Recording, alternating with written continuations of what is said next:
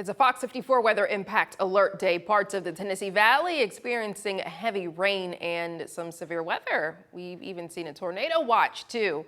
It's been a rainy day here in Huntsville. The morning started with some thunderstorms and continued downpours throughout the day. Here's a live look off of Governor's Drive. You can see some slick roads there.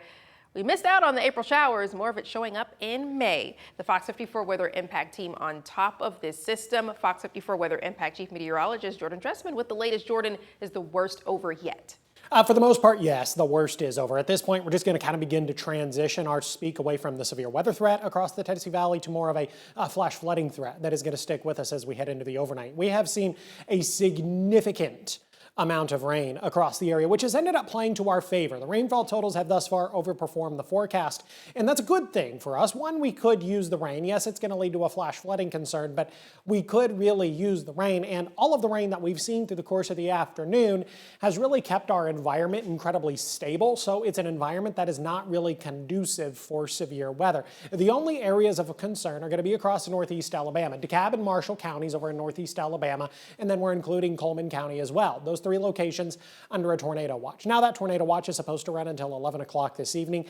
Fairly confident that it is going to be allowed to expire somewhere between 7 p.m. and 9 p.m. Overall, despite the tornado watch being in effect, the threat for severe weather, even in DeKalb, Marshall, and Coleman counties, is so incredibly low. Live look out over the Parkway this evening. Traffic does seem to be moving smoothly for the most part. I know there have been a couple of different accidents on the Parkway this afternoon, but right now it at least seems to be moving smoothly, despite the fact that we're talking about widespread rain currently moving through the city of Huntsville. A stronger thunderstorm over there in northeast Alabama, beginning to move out of Albertville, beginning to move out of Crossville. More thunderstorms are going to be possible as we head into the overnight. We'll talk about those in just a bit. Yeah, and several school districts across the Tennessee Valley adjusted schedules today as afternoon storms raised the threat of severe weather. Huntsville City, Madison, and Morgan County schools among those released students early, along with Lauderdale and Limestone counties. Most districts dismissed earlier in the afternoon, and all after-school activities were canceled as officials continue monitoring conditions. Keep up with school and business closures on our website, fox54.com. The Madison County Law Enforcement Memorial scheduled for tonight has been canceled due to expected severe weather. Officials with the Madison County Sheriff's Office say the decision was made to keep families and attendees safe.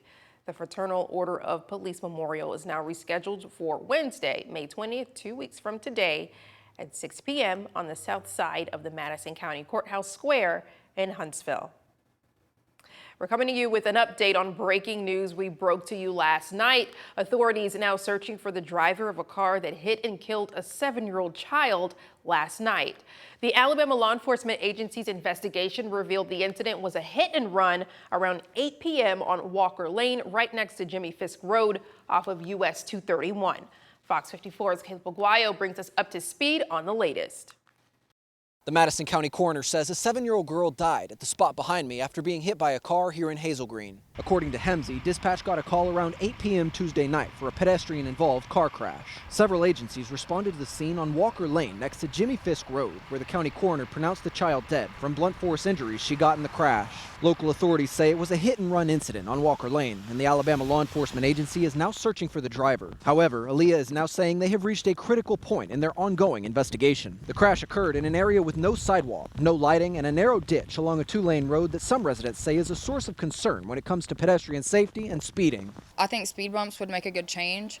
I know I say that and then you see people that fly over speed bumps, but it's not everybody. It's far few and in between.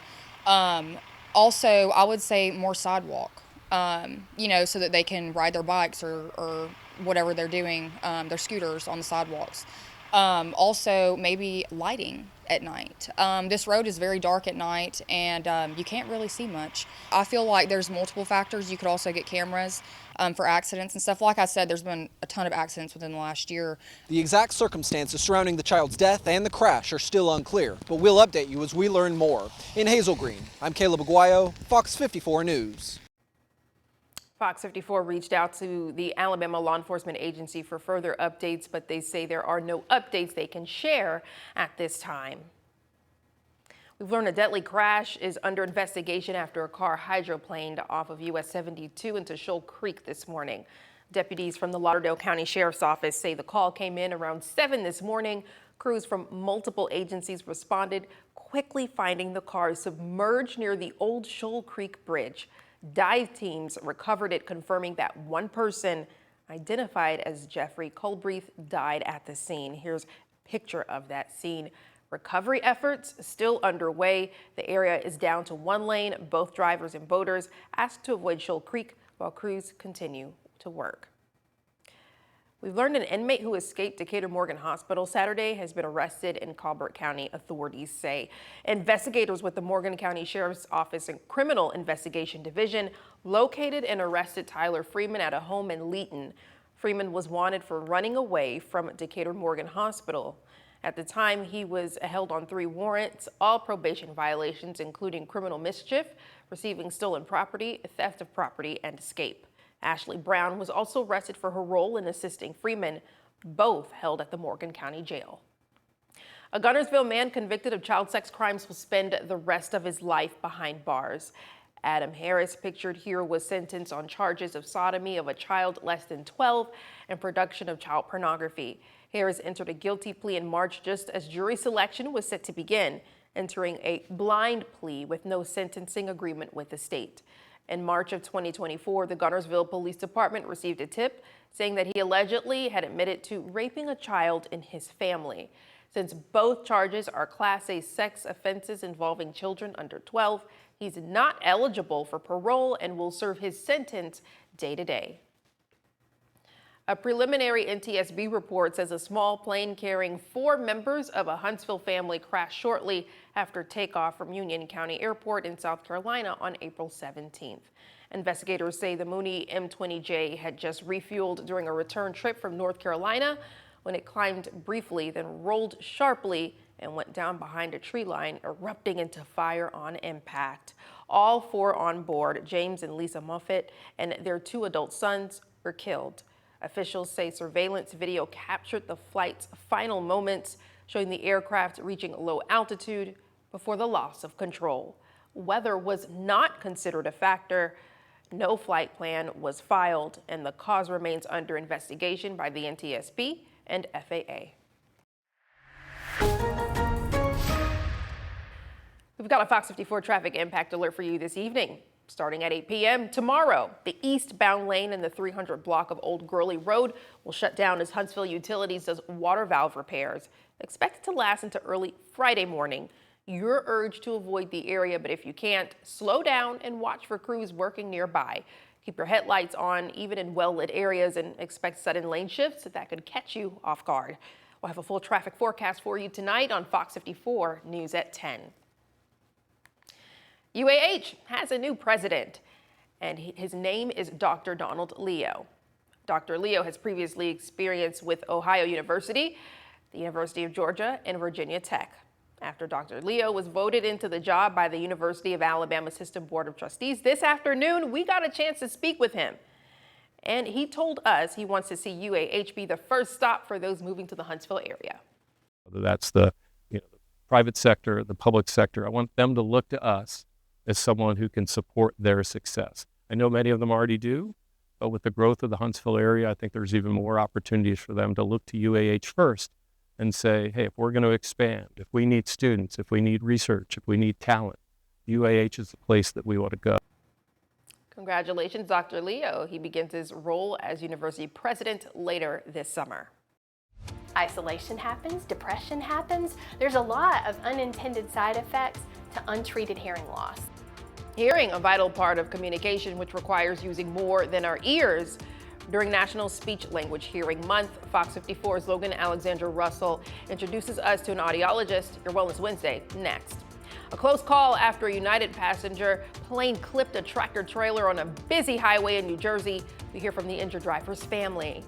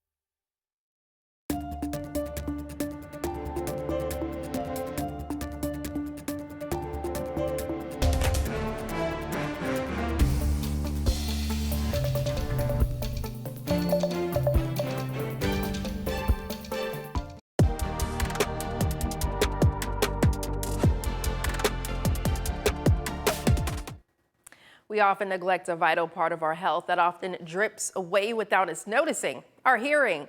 May is National Speech Language Hearing Month, and while we focus on how we speak, experts say it's how we listen that keeps us connected. This Wellness Wednesday, Fox 54's Logan Alexandra Russell takes us to a local clinic to learn about audiologists. For 25 years, Dr. Jan Lyles has been helping the people of North Alabama reconnect with the world around them. As an audiologist, she says her work isn't just about volume, it's about the brain's ability to understand, comparing our hearing system to an iceberg. You hear in your ears, but you listen in your brain. You interpret speech in your brain. You filter out background noise in your brain. That's the bulk of our hearing. And that's why hearing loss is challenging, because even, hearing aids fix the detection problem. We can't replace a brain that doesn't work right anymore, that doesn't filter correctly anymore. Dr. Lyles says without that ability to filter, communication becomes exhausting. She warns that many people wait years to seek help, often thinking others are just mumbling. But that delay can lead to frustration and eventually social withdrawal. Isolation affects relationships. If you're not able to get out and listen to people and connect with other people, then isolation happens, depression happens. There's a lot of unintended side effects to untreated hearing loss. While modern technology like AI-powered hearing aids can help bridge the gap, she says the first step is simply starting the conversation with loved ones, ensuring no one has to miss out on life's most important moments. In Huntsville, Logan Alexandra Russell, Fox 54 News. Dr. Lyle says most people wait years before seeking help. If you've noticed a shift in your hearing, most providers offer comprehensive evaluations that go beyond a simple beep test. 7 years straight, Toyota Field transformed into an amusement park. Big old ballpark fair is back, and with a big surprise, we have those details ahead. You can see from those visuals, Jordan, that we've had quite a rainy day. Yeah, we've been talking about showers and thunderstorms all afternoon and now evening across the Tennessee Valley. We're going to continue to look at this activity for the next several hours. We'll discuss it in a couple of minutes. Lower County 911, what's the address of your emergency service? Okay, your wife is in a bar, you said she's unresponsive? This is what he's going to tell you. How to get out of that situation. And I grabbed the gun. Trying to find the first place to put a body. No, sir. The only thing they could do was kill him. You want to say anything? We, the jury, and to find the defendant.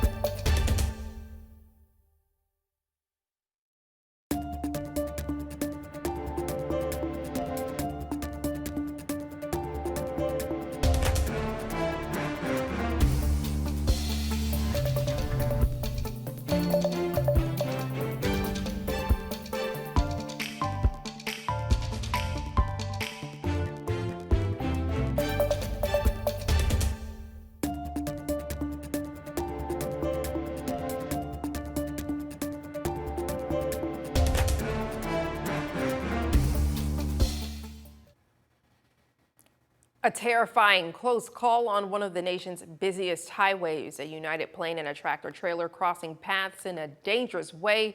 WBAL's Carrie Stewart takes us to hear what a father says his son experienced in those moments of impact.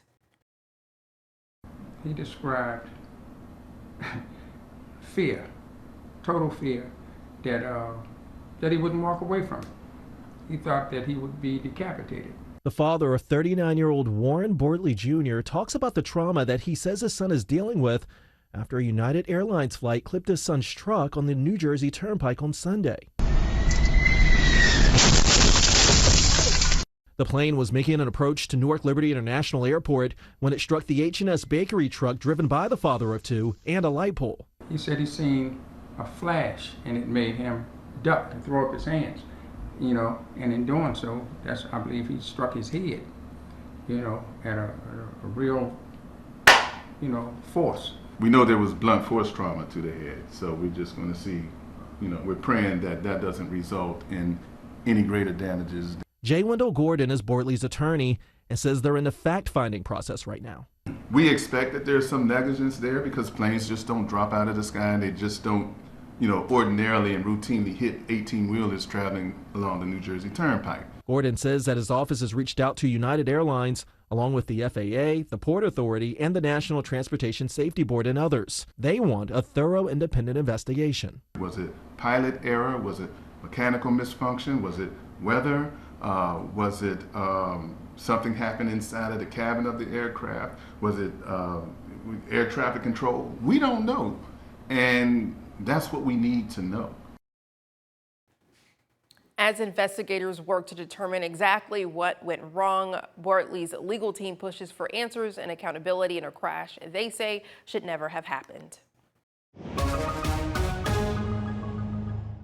A tornado watch does remain in effect for just a couple of counties. It's going to run until 11 o'clock this evening, but would not be the least bit surprised if it is allowed to expire early. DeKalb, Marshall, and Coleman counties are going to be the ones under that tornado watch until 11 o'clock. Morgan County was included for about an hour and a half, but that was allowed to expire right around 5 or 5:15. And I do firmly believe that this tornado watch that's in effect for DeKalb, Marshall, and Coleman counties will be allowed to expire early as well. The threat for anything tornadic is so incredibly low at this point. The overall threat for severe weather is quite low. Live look out over the Parkway this evening. Sky looking a whole lot more ominous than it actually is.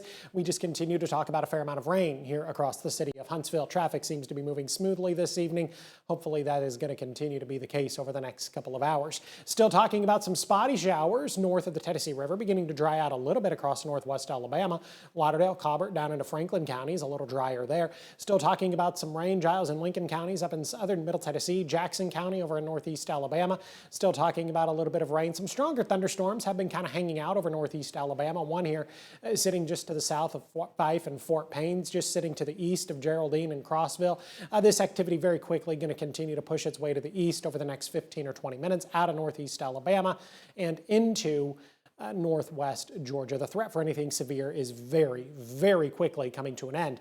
But we're not done with the rain just yet. 11 o'clock tonight, we're still going to be talking about the rain across northeast Alabama. And then while you sleep, we're still going to be talking about some showers, maybe a couple of rumbles of thunder thrown into the mix here, but severe weather is not at all expected. But a couple of rumbles of thunder certainly can't be ruled out. So if you're a light sleeper, some of that activity could wake you up. Now, the good news here is that by the time we get to the Thursday morning commute, we are going to be dry. Futurecast also getting rid of a lot of the cloud cover.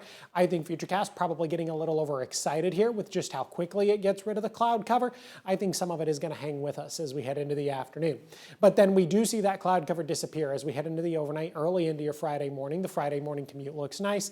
As a matter of fact, the first half of the day, Friday, looks really, really nice. Small opportunities for rain as we head into your Saturday. Unfortunately, a better opportunity for some scattered showers and thunderstorms as we head into your Mother's Day. And then rain chances really trail off Monday, Tuesday, and Wednesday of next week. Temperature currently sitting in the 60s for many of us, though those that have seen significant rain through the course of the day sitting in the 50s. Look at that, 56 in Fayetteville, 57 in Florence, but we're sitting at 65 degrees right now in Fort Payne, 65 degrees right now in Albertville. Everybody is going to drop off into the lower 50s as we head into the overnight. I've got a low temperature right around 53 degrees. 55 at 7, 57 at 8, 58 by 9, lower 60s as we head into the later part of the morning. Again, not going to be talking about any rain.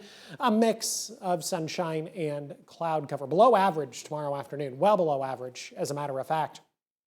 I've only got a high temperature right around 68 degrees. As a matter of fact, almost the entire forecast period is going to be below average. The average high temperature right around 80 or 81. Have a good look at the next 7 days. Again, 68 on Thursday, 72 on Friday. Those numbers are definitely below average. As a matter of fact, we start Friday in the mid-40s, 77 on Saturday, 79 degrees on Sunday. Again, Saturday probably going to be the better of the 2 days, with rain chances a little greater on Sunday. 70 on Monday, 75, 78 Tuesday and Wednesday of next week. That looks like a couple of beautiful days in the forecast with plenty of sunshine. As the skies clear up, tomorrow the big old ballpark fair returns to Toyota Field. Fox 54 got the chance to check it out before opening day. The fair is back starting tomorrow through the 17th, and with it comes rides, fair food, and live shows. This event has something for everyone, and for Trash Panda's Vice President Lindsay Knupp, the fair showcases Toyota Field as an anchor for Town Madison. We wanted to always be the anchor here of entertainment, right? This is an entertainment district.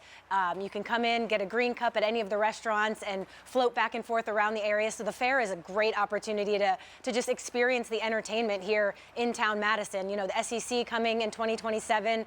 Like I mentioned, all of our festivals, we have all kinds of things here for fans to really just enjoy Madison and come to Town Madison specifically. Yeah, you can find ticket prices and special themed nights on fox54.com. The Alabama High School Athletic Association State Soccer Championships still underway at John Hunt Park despite the weather. Multiple lightning delays forced 30-minute clocks to reset throughout the day, pushing back matches including the 5A girls, 4A girls, and 4A boys games. And of course, despite those conditions, you could see their fans pack the stands, showing up with ponchos, umbrellas, and plenty of energy. Russellville High School soccer coach Larson Plyler says playing on turf in these conditions can speed up the game, while wet surfaces still make footing tricky for players. We've had to talk a lot about making sure that we play under control, and we play on turf regularly, so we've been talking about how slippery it might be and things like that. But I feel confident in our guys being able to manage under these conditions. We weren't sure what was going to happen, didn't know what our schedule was going to look like, so we've done the best we could to just kind of try to maintain our schedule and then just see what happens and take it really minute by minute today. Minute by minute, games continue through the weekend as teams across the state compete for a title, rain or shine, with champions set to be crowned here in Huntsville. And Mo, I know you have more on this game. Indeed, as we saw, lots of rain going on, but that didn't stop the fans from packing the stands to watch some great soccer action. I've got your highlights from the early games next. Fox 54 Plus has your news, sports, and weather. Start your evening with Fox 54 at 5:30, delivering the latest headlines and live reports straight from the scene. Then stay informed with Fox 54 News at 9. Featuring your Tennessee Valley certified most accurate weather impact team, tracking everything from tornado threats to traffic delays during severe weather. Fox 54 Sports Extra brings you more of what sports fans crave, with deeper insights, expert analysis, and all the action that matters most. On Fox 54 Plus, you'll also find Alabama politics, plus 24/7 weather radar and real-time forecasts to keep you ahead of the storm. Looking for a quick recap? Don't miss Fox 54 Week in Review, highlighting the biggest stories of the week. Jumpstart your morning with Morning Rush. Fast-paced news updates, featured with uplifting stories from across the globe. Get your entertainment fix with Getting Real, where we break down movie reviews, top 10 lists, and spotlight the newest film. Die Hard fan? Locked On Sports dives deep into the Crimson Tide, the Tigers, college rivalries, and pro action. True crime warrior style? Killer Cases brings you gripping real-life stories that stick with you. Hungry for more? Cooking with Style serves up mouth-watering recipes that are easy to make and impossible to resist. From movie previews before you head to the theater with Take a Look, to must-know headlines from across the region and around the world with In the News. Watch all of these shows on demand and also on the Fox 54 News app, available on Android and iOS devices, streaming 24/7.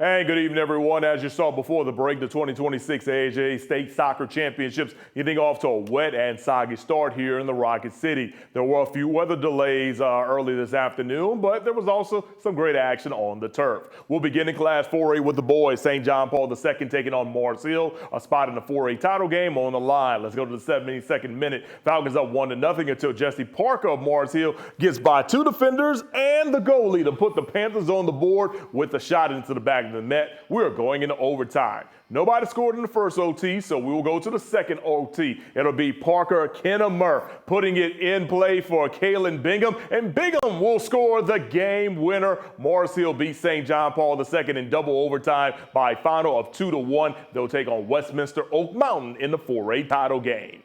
We have the same matchup on the girls' side. St. John Paul II trying to defend their state title. 20 minutes in, Falcons strike first on the attack. Emma Taylor puts it into the back of the net. Lady Falcons on top, 1-0. 14 minutes later, Falcons got a corner kick and the ball is deflected near Serena Downing and it goes into the net. St. John Paul II's Lady Falcons, they win their semifinal and will defend their state title following a 2-1 victory.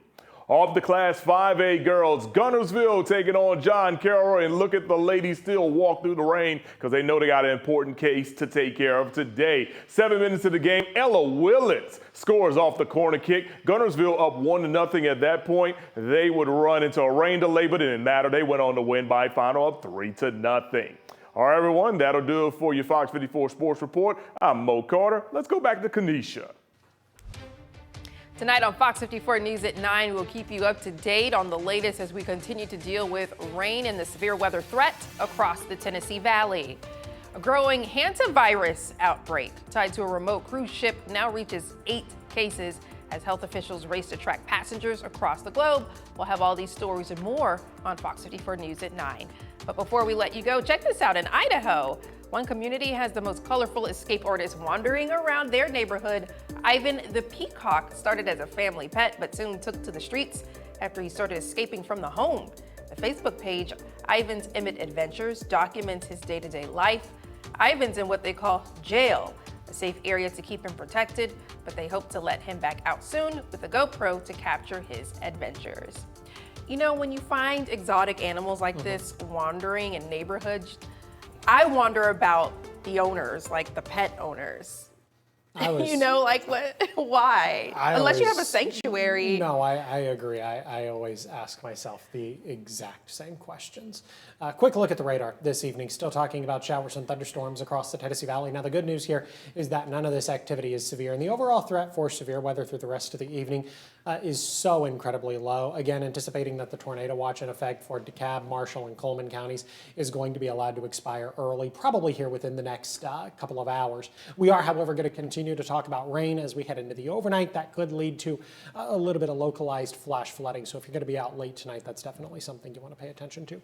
Yes, thank you. We'll see you tonight at 9. Be safe out there.